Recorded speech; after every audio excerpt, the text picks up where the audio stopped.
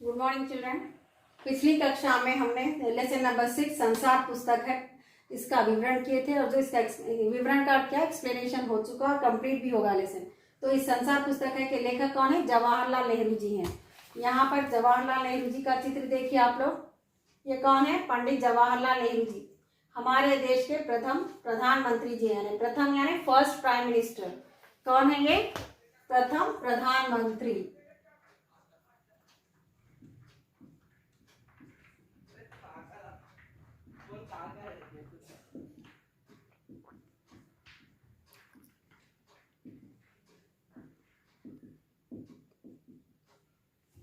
तो ये लेख किसने? नेहरू जी अपनी बेटी यानी अपनी पुत्री इंदिरा गांधी को लिखा है। यहाँ पर देखिए आप, संसार पुस्तक है वह लेख पंडित जवाहरलाल नेहरू जी ने लिखा, जो हमारे देश के प्रथम प्रधानमंत्री हैं। उनकी बेटी इंदिरा जी जब 10 वर्ष की थी तब नेहरू जी ने उन्हें अनेक चिट्ठियां लिखी। 10 वर्ष की यानी 11 साल की थी वो केवल। उनकी बेटी यानी उनकी पुत्री जब उन्हें अनेक चिट्ठियां लिखी यानी कई चिट्ठियां लिखी, कई पत्र लिखे। इन चिट्ठियों में बताया गया है कि पृथ्वी की शुरुआत कैसे हुई। पृथ्वी की शुरुआत यानी पृथ्वी का क्या है बच्चों? पृथ्वी यानी धरती, भू, वसुंधरा, भूमि, ये सारे क्या है? पर्यायवाची है यहाँ पे, यानी सिमिलर मीनिंग है। सिमिलर मीनिंग यानी सेम मीनिंग वाले शब्द है यहाँ पर। तो पृथ्वी की शुरुआत कैसे हुई उसके बारे में जानकारी देते हैं। तो पृथ्वी के कितने पर्यायवाची है यहाँ पर? धरती, भू, वसुंधरा, भूमि, जमीन, ये सारे पर्यायवाची कहलाते हैं। इन चिट्ठियों में बताया गया है कि पृथ्वी की शुरुआत कैसे हुई और मनुष्य ने अपने आप को धीरे धीरे कैसे पहचानना शुरू किया। नेहरू जी ने इन चिट्ठियों में अपने देश के बारे में बताने का प्रयास किया। इन चिट्ठियों में क्या क्या बताया गया? पृथ्वी की शुरुआत कैसे हुई, मनुष्य यानी आदमी अपने आप को कैसे कैसे पहचानना शुरू किया, और इस चिट्ठियों में अपने देश के बारे में बताने का प्रयास किया। इन चिट्ठियों में क्या? अपने देश के बारे में, अपनी कंट्री के बारे में बताने का प्रयास का क्या है आप बच्चों? कोशिश करना। प्रयास यानी कोशिश, प्रयत्न भी कह सकते हैं आप। प्रयत्न करना, कोशिश करना, प्रयास करना, ये भी समान अर्थ है यहाँ पर। तो प्रयास किया गया, अपने देश के बारे में बताने की कोशिश की गई। यह पत्र पिता के पत्र पुत्री के नाम, यह पत्र पिता के पत्र पुत्री के नाम पुस्तक के रूप में संकलित है, यानी पब्लिश किया गया है। ये संसार पुस्तक है जो इसी पुस्तक का एक भाग है। संसार पुस्तक है इसी पुस्तक का एक भाग है, यानी एक पार्ट है, एक हिस्सा है, जो आसपास की दुनिया के बारे में सोचने समझने और जानने की उत्सुकता पैदा करती है। ये पुस्तक पढ़ने से क्या है? अपने संसार में आगे पीछे क्या है सब जानने की उत्सुकता पैदा करना है, जानने की इच्छा, उत्सुकता। उत्सुकता का क्या? उत्सुकता पैदा करना है, इच्छा यानी उत्सुकता यानी ख्वाहिश पैदा करना। उत्सुकता, जानने की इच्छा, जिज्ञासा, जानने की इच्छा, जिज्ञासा, क्यूरियोसिटी।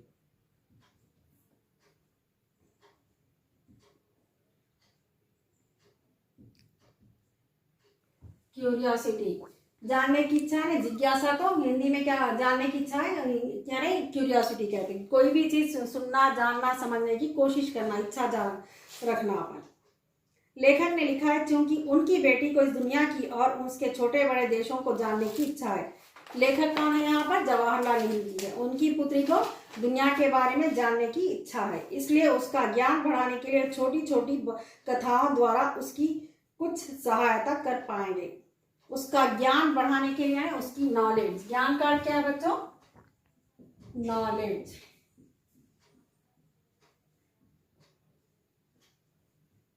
तो उसका ज्ञान यानी उसकी नॉलेज बढ़ाने के लिए उनकी इस तरह कुछ सहायता कर पाएंगे। उनका कहना है कि यह धरती लाखों करोड़ों वर्ष पुरानी है और बहुत दिनों तक इस पर कोई आदमी न था, सिर्फ जानवर थे।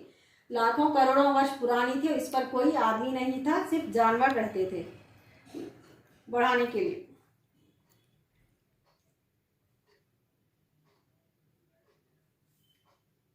और जानवरों से पहले भी कोई जानदार चीज न थी, क्योंकि शायद तब धरती बेहद गर्म थी।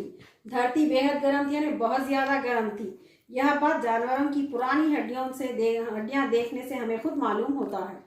जानवरों की जो पुरानी हड्डियां हमें देखने से हमें खुद मालूम होता है कि धरती हमारी पहले कितनी गर्म थी, इसलिए कोई जानदार चीज़ ज़मीन पर नहीं टिकती थी।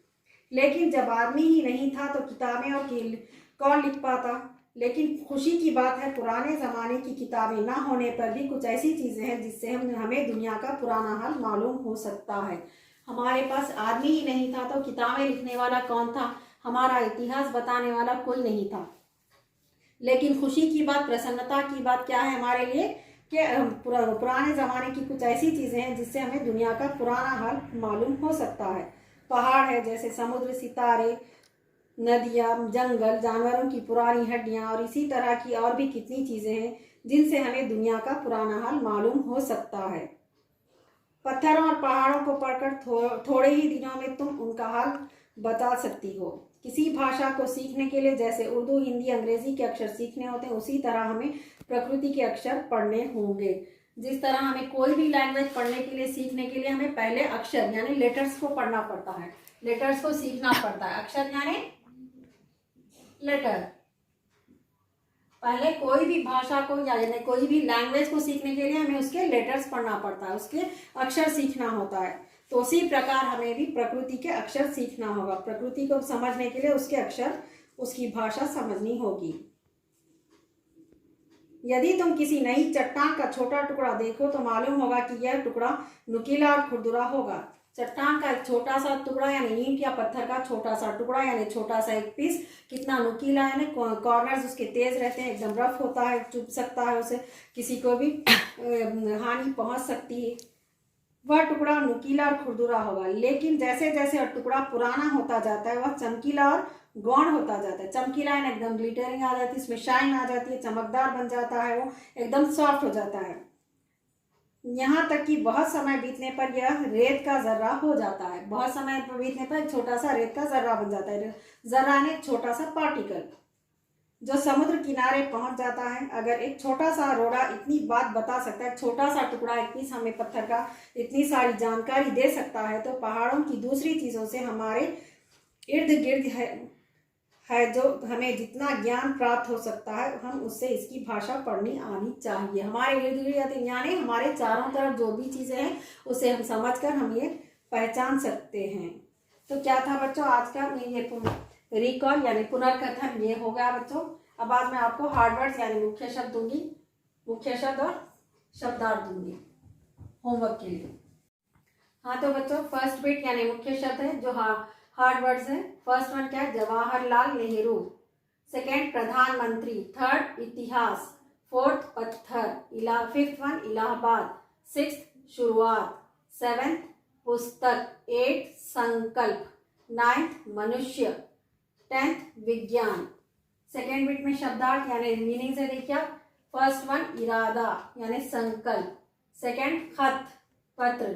थर्ड बालू रेत। फोर्थ विज्ञान साइंस। फिफ्थ हड्डियां मनुष्य और पशुओं के शरीर के अंदर की कड़ी वस्तु यानी बहुत ही हार्ड चीज। सिक्स्थ वन रोड़ा ईंट या पत्थर का बड़ा ढेला।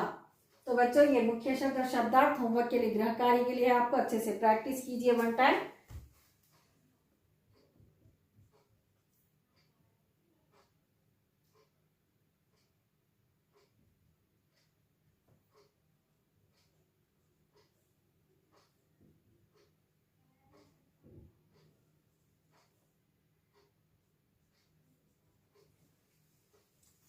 हार्ड वर्ड्स और मीनिंग्स वन टाइम आप प्रैक्टिस कीजिए होमवर्क में, और क्लास वर्क में वन टाइम नीट हैंडराइटिंग में लिखिए, और इसका पीडीएफ आपको इसके साथ ही भेज देंगे। आपको ये लेसन यहाँ पर कंप्लीट हो चुका है। नोट्स के लिए रेडी रहिए आप। आज की कक्षा यहीं समाप्त होती है। धन्यवाद।